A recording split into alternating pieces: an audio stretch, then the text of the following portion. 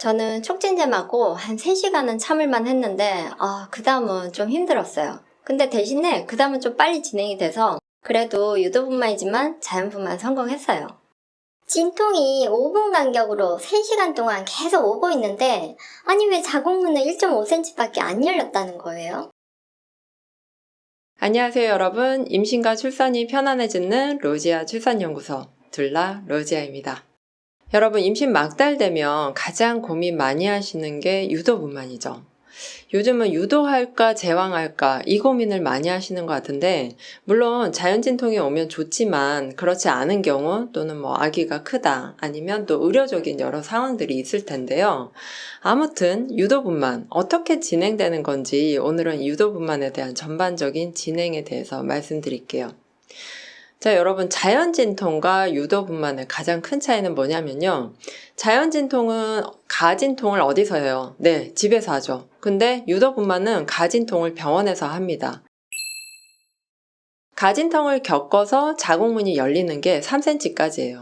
그러니까 자궁문이 3cm 열릴 때까지는 가진통, 3cm 이후는 진진통이라고 보시면 되는데 좀 타이트하게 잡는 병원은 4cm까지도 가진통으로 봐요. 그래서 무통주사를 3cm일 때 놔주는 병원도 있고 4cm일 때 놔주는 병원도 있어요. 자, 그러면 이게 무슨 차이냐? 자연진통이 왔을 때 가진통이 오면 이제 진통이 오다 가다가 또 쉬다가 좀 이렇게 느릿느릿 오다가 진통이 안 오다가 여러 가지 경우가 있겠죠. 이럴 때 집에서 뭔가 먹고 또 움직이고 자고 이렇게 하시면 돼요. 그러다가 내가 어느 정도 진통이 진행이 된 것 같아 하고 병원에 갔을 때 자궁문이 3, 4cm 열려 있으면 이제 진진통만 병원에서 하고 무통주사 맞고 힘주개서 나오면 되는데 자, 유도분만은 어때요? 내가 자궁에 수축이 전혀 없는 상태에서 질정제 같은 거를 넣어서 이제 자궁 경부를 부드럽게 한 다음에 진통을 인위적으로 일으키기 위해서 촉진제와 같은 것들을 이제 넣어서 진통을 인위적으로 일으키게 하는 게 바로 유도분만이에요. 그러면 여러분 여기서 꼭 기억하셔야 될 게 뭐냐면 자연 진통이던 아니면 유도분만이던 일단 자궁문 3cm까지 열리는 데는 시간이 꽤 걸린다는 거예요. 그래서 어떤 분은 2cm가 이미 열려 있는 상태에서 촉진제를 맞았는데도 아침에 2cm가 열려 있는 상태였는데 오후에 촉진제를 한 5시 반 이 정도 빼잖아요. 그때까지 한 3cm밖에 안 열렸다. 그러면 1cm 열린 거예요. 그죠? 근데 이제 어떤 분들은 또 그 전날에 질정제 넣고 다음날 새벽부터 촉진제 넣기 시작해서 그날 끝날 때쯤 촉진제를 뺄 때쯤 3cm 열렸다 이런 분들도 있고요. 그리고 아까 제가 초반에 말씀드린 것처럼 3시간 동안 5분 간격의 진통이 계속 왔는데도 한 1.5cm밖에 안 열렸다 이런 분들이 있어요. 그리고 이 유도분만 같은 경우는 초반부터 계속 진통이 오진 않아요. 그러니까 초반에는 내가 아픈가 이런 건 잘 모르겠고 자궁 수축만 잡힐 수도 있어요.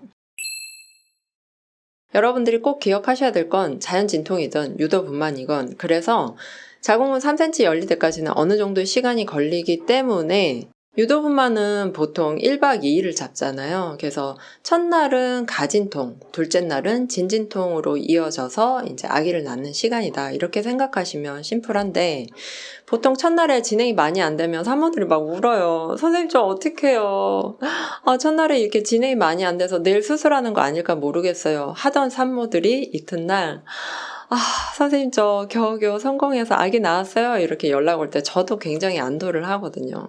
근데 사실 끝까지 가봐야 아는 거라서 유도분만 성공할지 못할지 알 수는 없지만 일단 끝날 때까지 끝난 게 아니니까 포기하지 마시고 마음 추스리고 이제 그렇게 유도분만은 무조건 1박 2일이다 라고 생각하시면 마음 편할 것 같아요.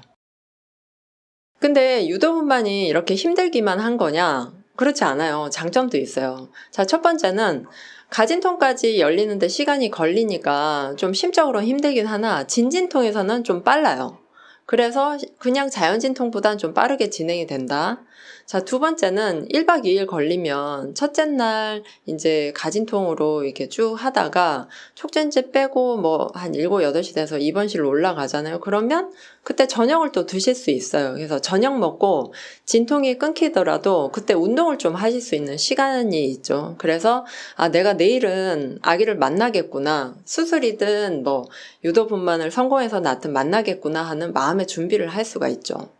자, 그리고 세 번째는 경산모 같은 경우 이제 첫째 아이 때문에 뭐 또는 이제 남편의 어떤 휴가 이런 거 여러 가지 때문에 유도분만을 일부러 잡아주세요 하고 의사 선생님한테 말씀하신 경우도 있더라고요. 그러면 이제 의사 선생님도 봐서 유도분만을 잡아주는데 이렇게 이제 선택 제한이 아니더라도 날짜를 어느 정도 예측할 수 있다라는 거.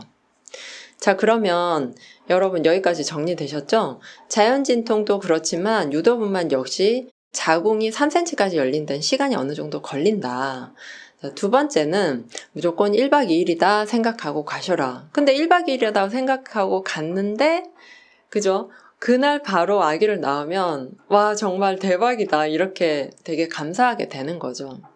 그래서 유도분만이라고 해서 꼭 힘든 건 아니다. 꼭 실패할 확률이 큰 건 아니다. 이렇게 생각하고 용기 내서 유도분만 꼭 성공하셨으면 좋겠고요.